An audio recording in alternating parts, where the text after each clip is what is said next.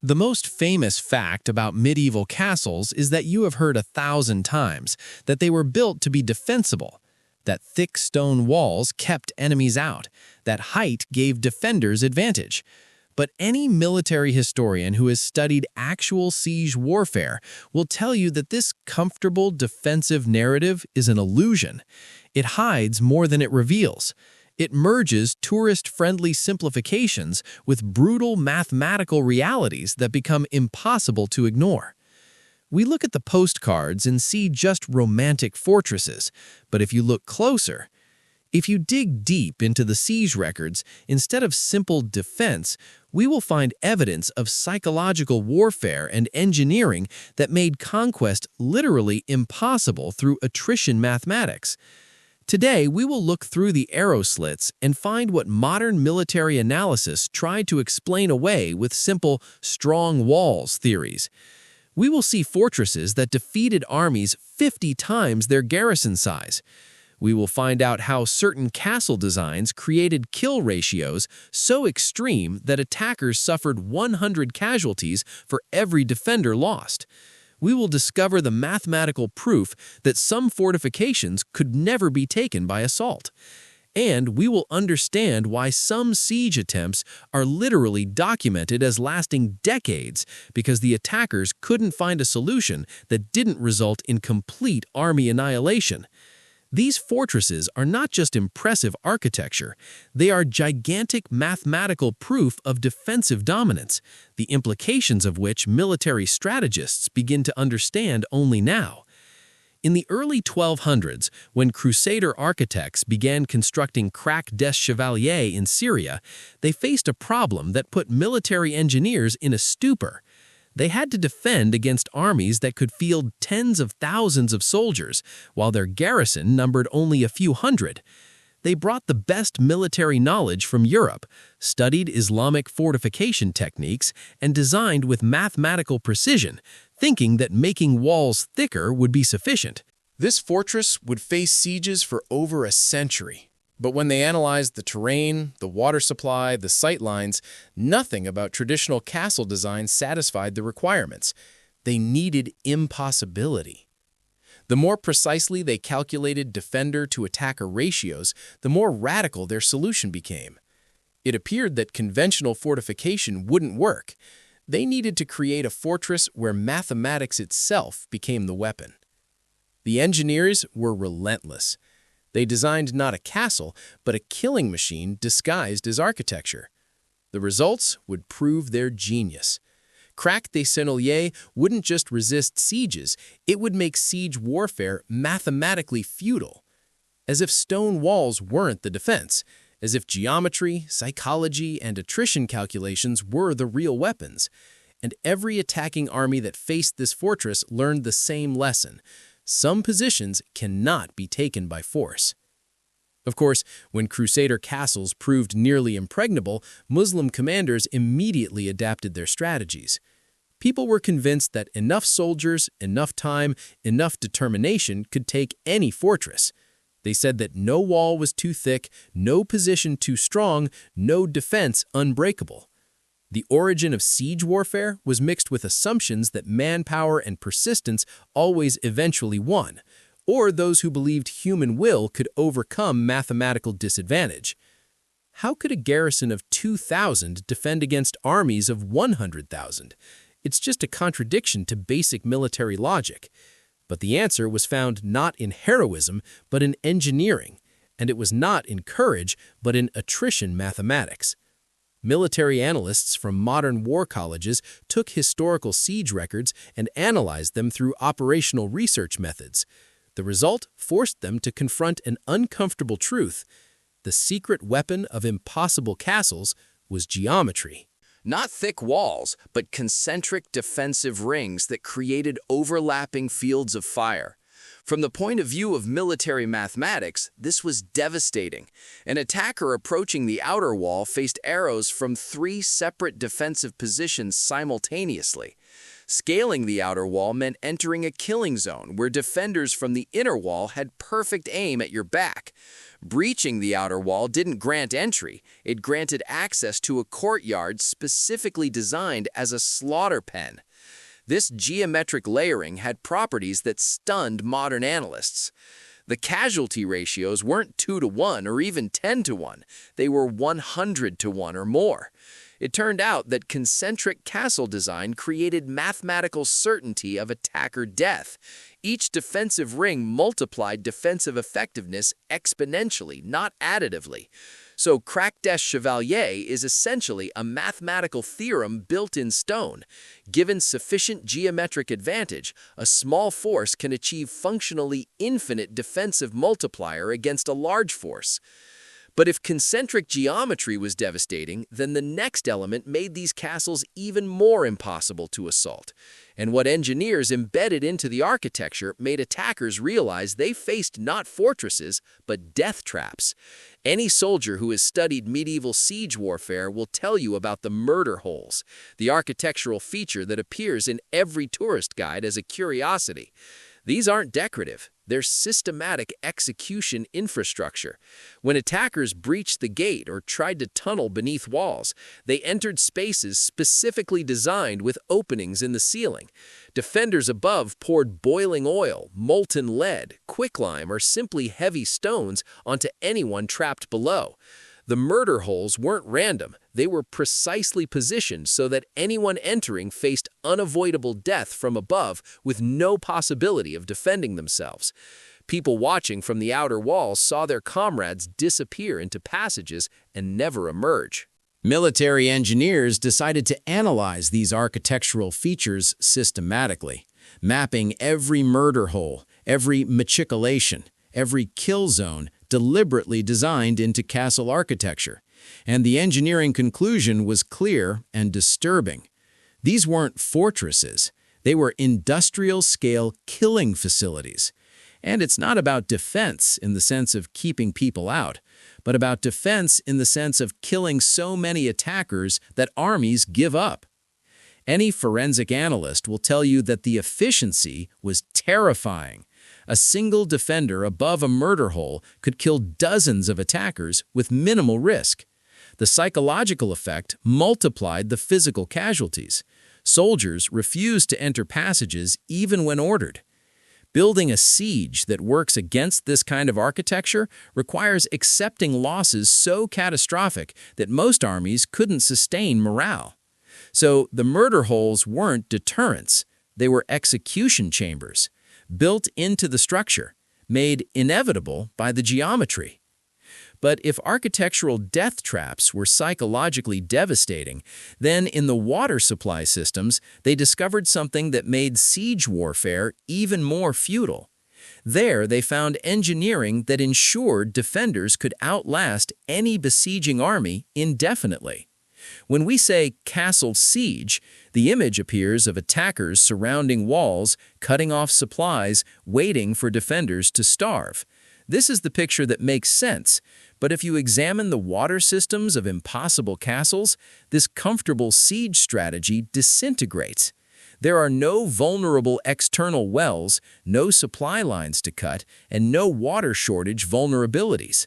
There are underground cisterns holding millions of gallons, springs bubbling up from within the fortress itself, aqueducts hidden inside walls bringing fresh water from distant sources, and they were engineered with such sophistication that besieging armies ran out of water before defenders did.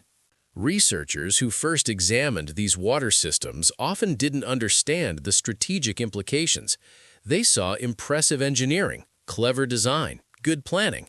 They thought the wells were simply practical infrastructure. But if you analyze the positioning, the capacity, the redundancy, you can see that this wasn't practical. This was strategic genius designed to invert siege warfare mathematics. This water independence in impossible castles is real siege-breaking innovation. It looks like it should simply prevent thirst, but in fact, these systems guaranteed that time favored defenders, not attackers. Because armies in the field suffered disease, hunger, desertion, Armies besieging fortresses suffered even more. And the most incredible thing is what this meant for siege duration. Some siege attempts lasted years, not because attackers were slowly breaking through defenses, but because they kept hoping defenders would run out of water. Meanwhile, inside the fortress, wells produced fresh water continuously. Cisterns held reserves for decades. Defenders rationed carefully, knowing their supply exceeded the enemy's ability to maintain a siege. The solution to outlasting attackers wasn't storing enough food, it was storing infinite water. The engineering shocked modern hydraulic specialists with its sophistication. The castle designers were in a situation where they needed permanent water security, but their location was often hilltop positions far from rivers. And they invented underground cistern systems, spring-fed wells, and hidden aqueducts that modern engineers struggle to fully map. But there was one element that made this water security devastating to besiegers: predictability. Defenders knew exactly how long their water would last. Attackers could only guess. Defenders could calculate that with 1,000 people and 2 million gallons stored, they had 5+ years of siege endurance. Attackers camped in fields faced dysentery after 3 months. It turned out to be asymmetric attrition warfare, where time became a weapon favoring the defender absolutely. This water engineering survived multiple sieges precisely because it made siege warfare economically impossible. For decades, besieging armies assumed fortresses would surrender from thirst. It seemed that cutting off external water sources guaranteed eventual victory. Commanders calculating siege logistics see water consumption rates, limited well capacity, victory through dehydration. This comfortable assumption was an axiom until attackers realized defenders had better water access than they did. And when they finally understood the water systems, when they calculated the cistern capacity and the spring flow rates, they realized something that shattered siege doctrine. The defenders would never run out, not in months, not in years, possibly not in decades. This completely turned siege warfare strategy upside down. The attackers weren't waiting for surrender. They were wasting their own army's strength while the defenders relaxed inside with unlimited fresh water. This discovery showed how easily military assumptions fail against superior engineering. But there are elements of impossible castle design that military historians still struggle to explain, because acknowledging them means admitting that medieval engineers understood force multiplication better than most modern strategists. Some secrets of these fortresses exist in the terrain selection itself, in choosing positions where geography becomes an unconquerable weapon. Look at Hohenwerfen Castle in Austria. You will see a fortress perched on a rocky outcrop with cliff faces on 3 sides. For centuries, military tourists looked at this position with admiration. Beautiful location, scenic views, romantic setting. Nothing unusual beyond aesthetics. Except when you analyze it militarily, you realize the position makes assault mathematically impossible. The only approach is a narrow path easily defended by a handful of soldiers. 3 sides are sheer cliffs hundreds of feet tall. No army can scale them. Artillery positioned on the fortress height outranges anything attackers can bring. The defenders can see approaching armies from miles away, giving days of preparation time. This terrain selection was not aesthetic, it was mathematical certainty of defensive victory. But as soon as military engineers analyzed positions like Hohenwerfen, they realized dozens of impossible castles shared this terrain advantage. It turned out that the most impregnable fortresses weren't the ones with the thickest walls. They were the ones positioned where terrain eliminated 90% of attack vectors before construction even began. Engineers worked as force multipliers through geography, and nature created advantages that no amount of attacking soldiers could overcome. These terrain selections worked as permanent defensive dominance regardless of garrison size. With invisible geometric advantage, these fortresses were occupying positions where 10 defenders achieved the effectiveness of 1,000. They literally demonstrated that terrain is the ultimate weapon. No technology counters geography. Moreover, these positions created psychological defeat before fighting began. Attacking armies saw the position and immediately calculated futility. This demoralization made terrain-selected castles even more impregnable than their physical defenses suggested, because soldiers ordered to assault impossible positions don't fight with conviction. They fight with the knowledge they're being sacrificed uselessly. The terrain advantage isn't just physical, it's psychological, and medieval engineers knew this. They chose positions that broadcast impossibility visually. This carefully selected geography worked as permanent area denial, preserving defensive dominance across centuries while requiring minimal garrison forces. Without massive armies, defenders could continue holding positions that 10,000 attackers couldn't take, simply because mountains don't surrender.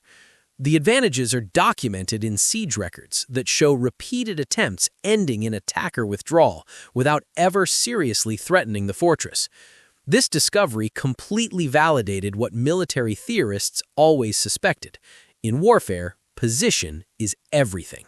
Now historians document, analyze geographic advantages, publish findings about terrain selection, and carefully acknowledge that medieval castle builders understood something modern military often forgets. Any attempt to claim terrain is more important than technology is considered obvious in retrospect, yet routinely ignored in practice. But if terrain made assault impossible, then the psychological warfare elements built into castle architecture showed that medieval defenders understood human psychology better than modern experts give them credit for. And what they embedded into the design made attackers break psychologically before breaking physically. Until recently, military historians considered castle design to be purely functional. It seemed that every architectural element served practical defensive purposes and nothing more. This functional assumption was maintained despite evidence that many design elements served psychological rather than physical defensive roles. Scholars, noting architectural features, see engineering brilliance, but definitive understanding remained elusive. Then, in the 2000s, military psychologists began analyzing castle architecture through the lens of military operations, and when they published findings, the implications were disturbing. Medieval castle designers were conducting sophisticated psychological warfare through architecture. This wasn't functional stonework, this was deliberate psychological attack on enemy morale. Consider the approach to a castle like Carcassonne. Attackers see not one wall, but two, massive concentric rings, 52 towers, 3 kilometers of fortifications. The sheer visual scale broadcasts a message: you cannot win here. This isn't accidental, it's calculated psychological warfare. Why build towers so close together? Not because you need that many defensive positions, because the visual density of towers creates impression of overwhelming defensive strength. Why make walls so tall? Not because attackers have siege ladders that reach, they don't, because the psychological effect of towering fortifications induces despair. Every architectural choice serves dual purpose: physical defense and psychological attack. The approach paths are designed to expose attackers to maximum wall visibility for maximum psychological impact. Gates are oversized and reinforced far beyond structural necessity to appear impregnable. Towers are built with exaggerated height to loom threateningly. This is psychological operations encoded in stone, and it worked. Siege records document armies arriving, seeing the fortifications, and withdrawing without attempting assault. The castle won without fighting, simply by existing threateningly. Because here's what medieval engineers understood: morale is more fragile than walls. Psychological defeat precedes physical defeat. Soldiers told to attack positions that appear impossible will not commit fully. They'll go through motions, suffer casualties, then break. The defender who induces this psychological collapse through architectural intimidation wins efficiently. This understanding drove design choices that modern analysts initially dismissed as aesthetic excess. But if psychological architecture was sophisticated, then the economic mathematics of siege warfare revealed why even successful sieges often resulted in Pyrrhic victories that destroyed the attacking kingdom. And what the cost-benefit analysis showed made most sieges strategically irrational even when tactically possible. The most uncomfortable truth about impossible castles is that military historians often focus on the sieges that succeeded while ignoring the economic question, was victory worth the cost? Besieging a well-designed castle required an army 10 to 50 times larger than the garrison, siege equipment costing years of kingdom revenue, months or years of military salary, food for thousands of soldiers daily, casualties from disease and desertion, opportunity cost of military deployment elsewhere. Meanwhile, defenders required existing garrison already paid, stored food already purchased, water from permanent sources, minimal attrition from disease, and no opportunity cost. They're already home. The mathematics made siege warfare economically devastating even in victory.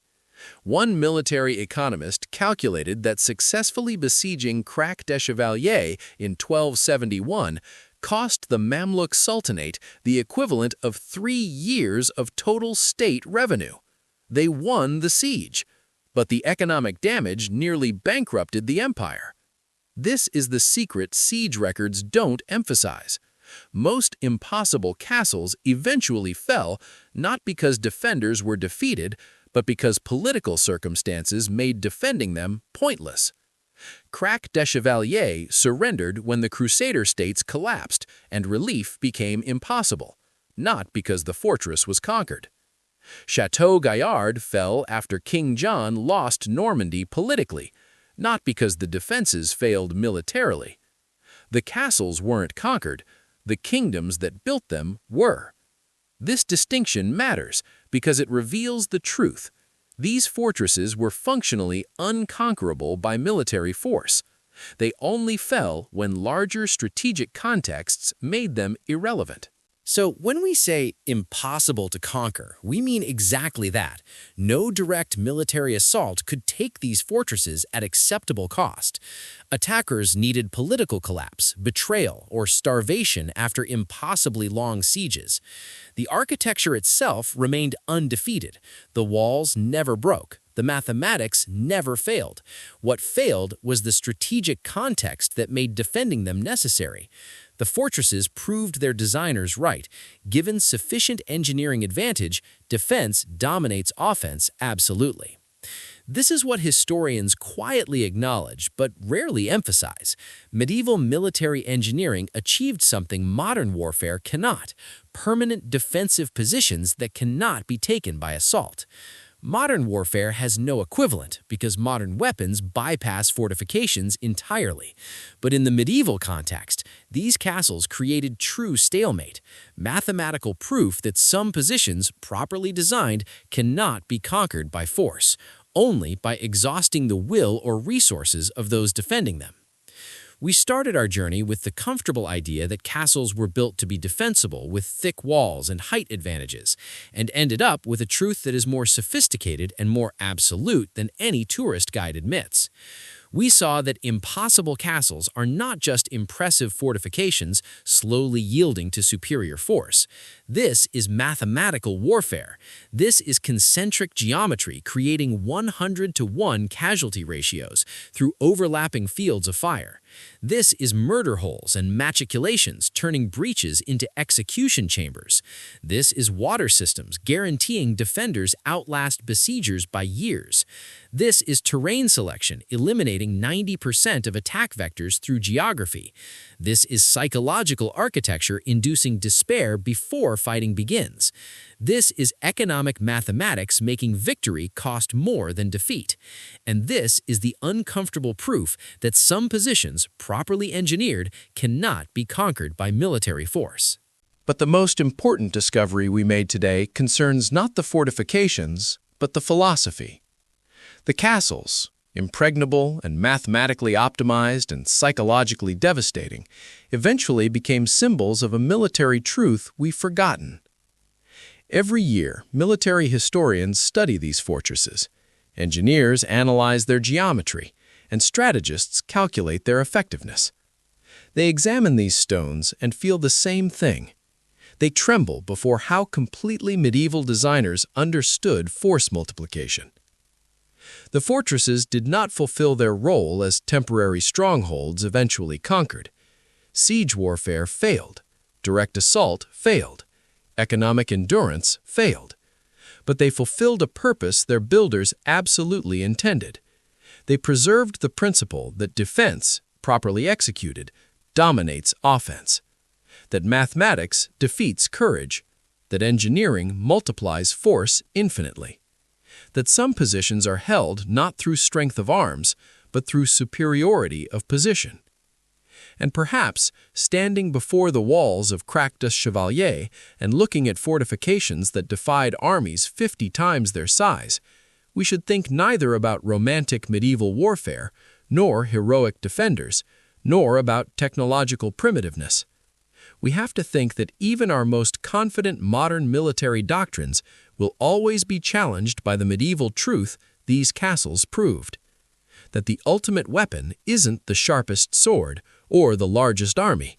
It's the position you cannot be removed from, the fortress you cannot be forced from, the mathematics that make conquest cost more than abandonment.